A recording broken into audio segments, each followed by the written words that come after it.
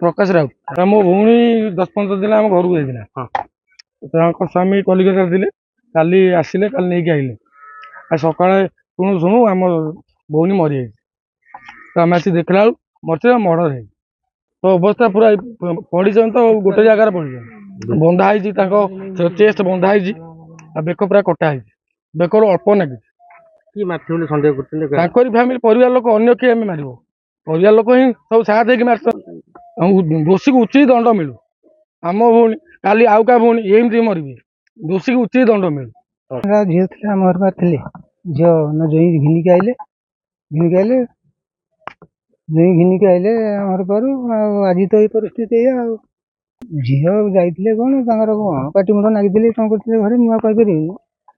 झील खाली कहला मुंड कौन हो धैर्य धरी रह जो आसला धैर्य धरी रह जो आसिले जहाँ कर हड़ाटी हुए हुए जो घिनिक आइले मुझे कौन तुम नौ तुम तुम